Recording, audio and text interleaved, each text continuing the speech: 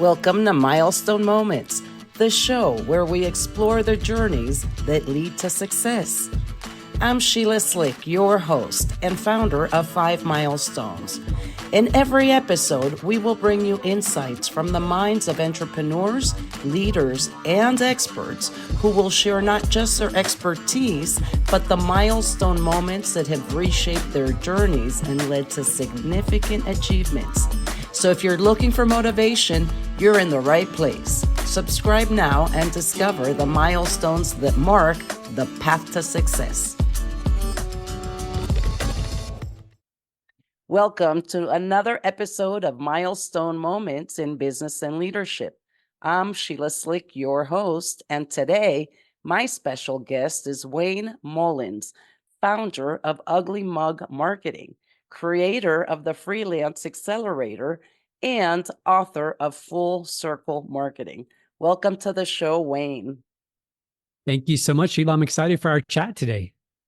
Yes. So, Wayne, you've been described as an out-of-the-box thinker, and you've built a highly successful marketing agency, Ugly Mug Marketing. What inspired you to take such a unique approach to marketing, and how has that contributed to your success?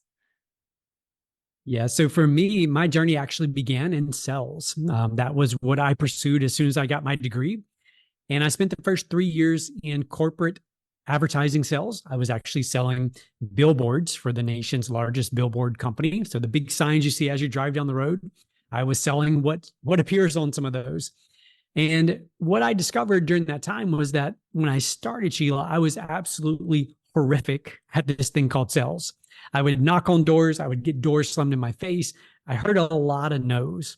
But over time, I kept studying, kept learning, kept growing, and I actually got good at this thing called selling. And this interesting thing occurred. The better I got, the more rapidly I was bringing in income or revenue for the company that I was working for. And so that if you think about like a chart, right, that line graph, that number, that dollar figure goes up pretty rapidly as I got better and better. But the other side of that was my pay. And my pay did not increase as rapidly as the money I was bringing in for the company. Yes, it was increasing, but not at the same rate, not the same proportions, I guess you could say. So I had this very dangerous idea of what if I actually went and did something for myself? And that led me to start a lawn and landscape company. Again, I'm in Louisiana, so that business really operates about 9 months out of the year here, where there's green grass to be cut, there's landscaping to be done. It was over the course of a 3-year period that I took that from startup to a successful exit. And it was during the course of that people started coming to me and they started asking, we see you have grown. We see how you've gone from 1 crew to 2 crews to 3 crews to 4 crews. What have you done? Like, how have you done this? And the answer was marketing. We took a very unique, very different perspective to marketing. And after I sold that company, I did consulting for a while before I decided just to jump in with both feet and pursue it as a full-time career, I guess. Sales is important. So what's the difference between marketing and sales? Just to clarify. Sure. So what I believe to be true is that marketing's job is to make sales unnecessary. And what I mean by that is when something is marketed well, let's take, for example, I'm gonna hold up this is the iPhone, right? When something is marketed well, like maybe an iPhone, if you use iPhones, when you go into the store to buy it or you go online to buy it, they don't have to convince you. They don't have to sell you on buying the iPhone. They just have to take your order because marketing has done its job. It's made sales unnecessary. So that's the way I love to think about marketing. Its whole goal is to bring you to the point where you're willing and ready to pull out your wallet and hand over money. Now, sales, on the other hand, I believe sales takes on 2 roles. Number one, that is that of an order taker, right? Somebody who is ready to take your money, to fill out the order form, to make sure you get the exact right iPhone that you need. The other side of that is a salesperson whose job is to actually do marketing, right? Meaning their job is to convince you of the need or desire for the product or service that you sell. Thank you. Because some people, they kind of struggle with it and They think it's all in one. So Yeah. thank you for your clarification. So Wayne, you've personally have trained over 20,000 marketers and you've helped launch New York Times bestsellers. What do you believe are the key elements of a successful marketing strategy in today's digital landscape? So I'm going to give you four specific things. Number one, you have to get crystal clear about your audience. We love to call these people strangers. So who are the people who need, want, or desire not the product that you sell, but the solution or the outcome that your product or service will provide? So you got to get crystal clear on the who, what we would call the strangers. Your next job is to convince those strangers to become friends of yours. And there's two things you have to focus on. Number one, you have to get them to know about you. Pretty obvious. But then number two, you have to get them to actually like you, to like your products, to like your service, to like your company and what you represent. And then once they're your customers, or I'm sorry, once they're your friends, you have to get them to become customers. And to do this, you have to think about trust. How can I convey trust in the company? How can I convey trust in our product or our service that we provide? So when we think about moving people through marketing, we start with those elements. We start with the strangers. How do we get them to become our friends? Then how do we take those friends and convince them to be our customers? So those are the core elements when we move people through, if you will, a marketing funnel or a marketing system. So, as the creator of Freelance Accelerator, you've helped many freelancers and entrepreneurs to grow their businesses.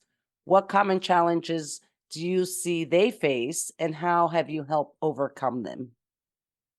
Absolutely. So one of the most beautiful and fascinating things about having a marketing agency is I get an insider's perspective on so many different industries. Because when we're brought in for typically one reason, and that is they want to increase sales, they want to increase revenue.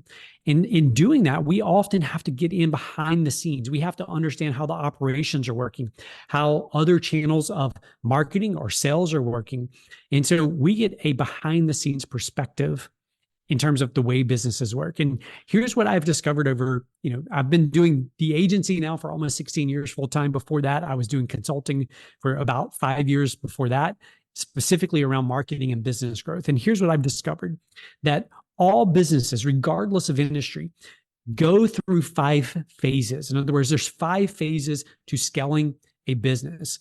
The very first one is what I call the me stage. And this is where you, as the entrepreneur, have to learn to trust yourself. You have to learn to trust your decisions. You have to learn to make wise decisions to build your company to that next level. The next phase that you go into is what I call the we stage. So we, as in, you start building out your team and you start learning to trust those people, not just trust them, but to trust them with key functions within the company or within the business. The third stage that you're going to go into is what I call they. And these are systems and processes. So as you bring people on and as you have people taking over key roles and key responsibilities, you quickly discover you need systems and processes to ensure that things aren't falling through the crack, that policies and procedures are being upheld, et cetera. So you move into that stage. The next stage beyond that is what I call the machine. And this is where you have to get your systems and processes to work in unison with the people, with the team. And this is a huge friction point. This is a massive friction point, particularly for entrepreneurs, for founders, because by default, entrepreneurs typically hate structure. They hate systems and processes. They're all over the place, right? They're chasing the next big idea. They're jumping from thing to thing. And so often they don't want to be held accountable. They don't want to be held to systems and processes. They believe rules are made for other people, not for them, which on the one hand serves them so well in the early days of growing their business. But to truly scale your business, you have to buy into those systems and processes, and you have to get the people and the systems and processes to work in unison and work together. I completely agree. That was wonderful. So, you have transitioned in your careers. What is your next milestone?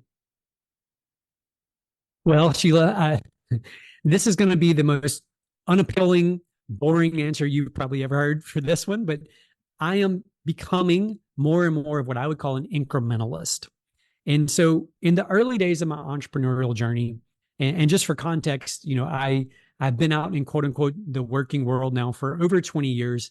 And during my 20 plus year career, I only spent about 2.5 to 3 years actually working for someone else. The rest of that time, I've been an entrepreneur. I've been responsible for my own income.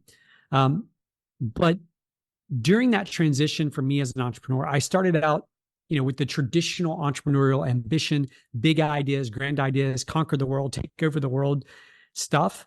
But what I've learned over the years is that when I focus on incremental improvements, not just in business, but in every area of my life, that the compound effect of those decisions is profound. And so with my team, for example, we're not talking about, 10xing revenue, which I know 10x is a phrase and a term that gets thrown around a lot. And it's a very sexy phrase and thing to talk about. What we're talking about is how do we get just a little bit better each day, right? If we're responding to clients or customers, and let's just say that our current response rate is 3 hours, how do we get that down to 2 hours and 55 minutes, right? And so if we just embrace this mentality of incrementalism, just small adjustments over time, what happens is in a year, in 2 years, in 3 years, where we end up is so drastically different than where we are today. So that is my next milestone. Although it's further out, it's this milestone of a daily incremental improvement. So which improvement would you focus on, or would you prioritize? Or is it that you're choosing, to be better in different little aspects altogether? Yeah. For clarification on that. So I believe for me, it's in multiple areas of my life, right? So relationships with my wife and my kids, with health, my personal health, getting better, incrementally better in those areas, with relationships with friends and colleagues outside of work, outside of family. But if we're thinking just in terms of business and where I'm focusing here, I would say that the incremental improvements that me for a leader are focusing on the most would be incremental improvements in our culture, the culture that we have. As you know, and anyone listening to this would know that we live in a very volatile world, right? A world of uncertainty, a lot of, hey, what's going to happen tomorrow? What's going to happen next week? We don't know. It's a very chaotic world. But what I believe to be true is that I think it was Peter Drucker who originally said this, that culture eats strategy for breakfast.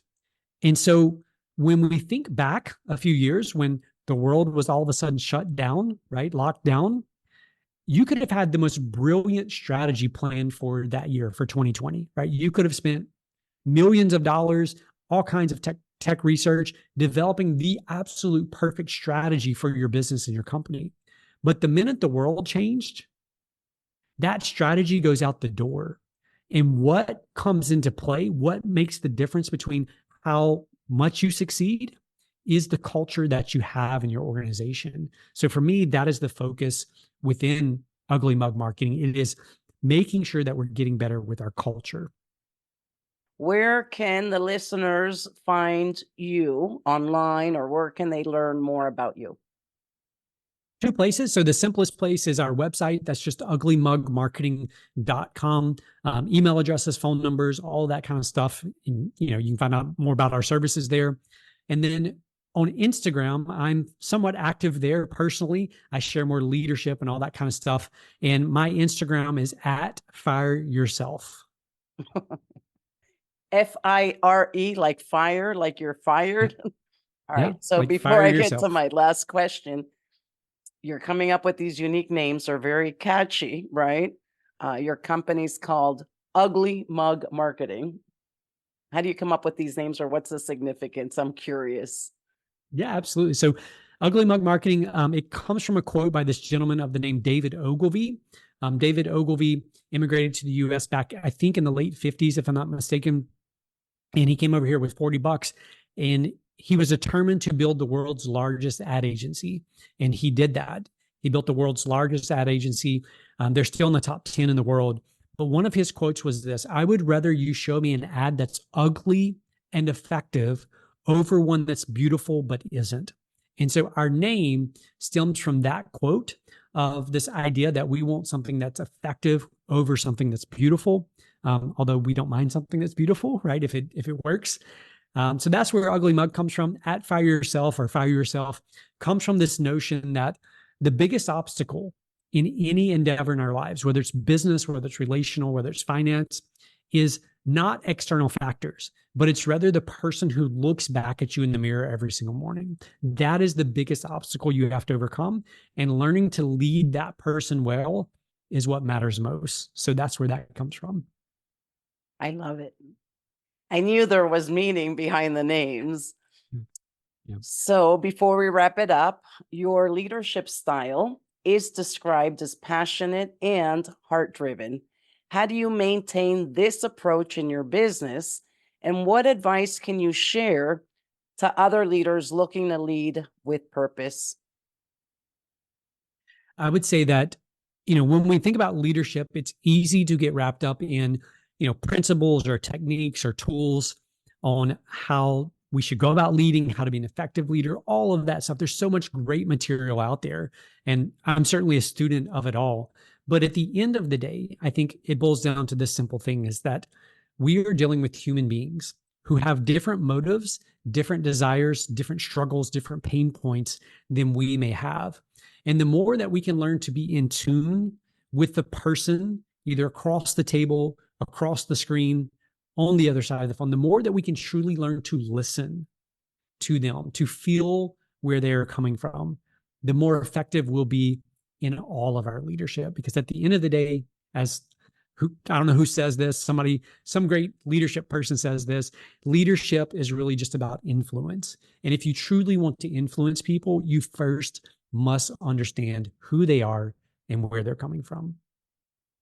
Well, thank you so much for joining me today. Thank you, Sheila. I've enjoyed our chat.